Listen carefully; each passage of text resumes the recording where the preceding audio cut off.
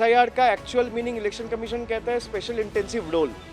ये special intensive role नहीं है, ये स्पेशल इंटेंसिव रिविजन नहीं है, ये साइलेंट इनविजिबल रिगिंग है जो इलेक्शन कमीशन बीजेपी के लिए कर रहा है, बीजेपी के बिहेस्ट में कर रहा है। एसआईआर के नाम पे देश में जो चल रहा है, हम सब ने देखा है, बिहार में एसआईआर चल रहा है और केस भी सब जुडिस है। सुप्रीम कोर्ट में ऑलरेडी केस फाइल हुआ है, कल हियरिंग था, अभी अगस्त में फिर डेट पड़ा है।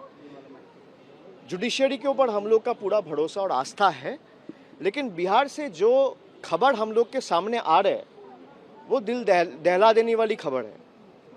वो ऐसा है कि कुत्ते के नाम पे रेसिडेंशियल सर्टिफिकेट इशू हो रहा है, ट्रैक्टर का नाम पे सर्टिफिकेट इशू हो रहा है, ट्रैक्टर और कुत्ता वोट देगा, और जिनका वोट देने का अधिकार है, आम नागरिक और जनता का वोट का हक, ये बीजेपी का सरकार और इलेक्शन कमीशन छीनना चाहते हैं।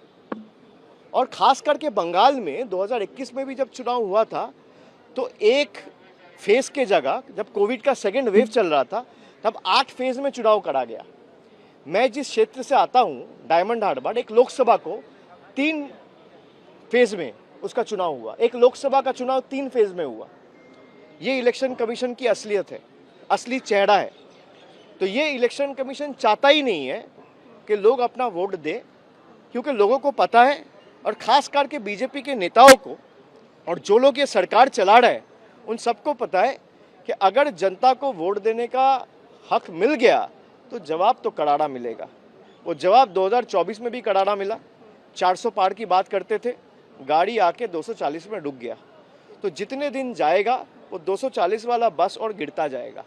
तो इसलिए लोगों को वो वोट देने का जो अधिकार या हक है वो इलेक्शन कमीशन के थ्रू, जैसे अमित शाह ने बोला था एनआरसी होगा, तो एनआरसी तो कर नहीं पाए। बंगाल और पूरा देश के लोग, चाहे वो बिहार का हो, वो झारखंड का हो, वो यूपी का हो, वो मध्य प्रदेश का हो, देश ने दिखा दिया कि भारत का ताकत क्या है, देश का ताकत क्या है। तो अभी उनके ही डिपार्टमेंट में जो सेक्रेटरी था उसको चीफ इलेक्शन कमिश्नर बना के पीछे के रास्ते से वो एनआरसी करना चाह रहे हैं।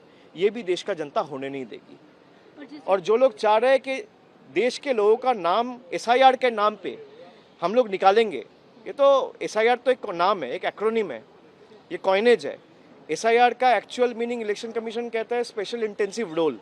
पर जिस तरीके से रिगिंग चल रहा है, इलेक्शन कमीशन रिगिंग कर रहा है बीजेपी के लिए, ये स्पेशल इंटेंसिव रोल नहीं है, ये स्पेशल इंटेंसिव रिविजन नहीं है, ये साइलेंट इनविजिबल रिगिंग है जो इलेक्शन कमीशन बीजेपी के लिए कर रहा है, बीजेपी के बिहेस्ट में कर रहा है।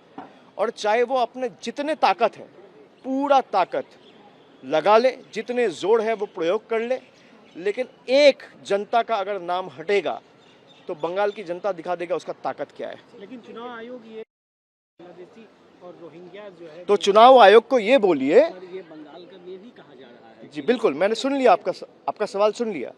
तो चुनाव आयोग को ये समझना चाहिए पहले कि जो बांग्लादेशी आया वो कैसे आया।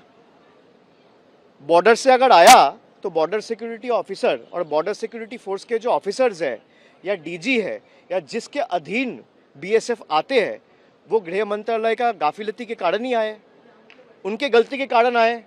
तो इलेक्शन कमिश्नर के पास, I am sure, Gyanesh Kumar has Amit Shah's number since he has worked in close circle with Amit Shah and has worked in tandem with the Home Minister. He should first take it up with his previous boss before raising fingers on others. If he has slight iota of morality left in him, the Chief Election Commissioner should take it up with the Home Minister to find out how this infiltrations happened when the border security force was responsible to guard the borders, which comes under the clear purview and mandate of the Home Ministry, which is being headed and led by Amit Shah. Subscribe to One India and never miss an update. Download the One India app now.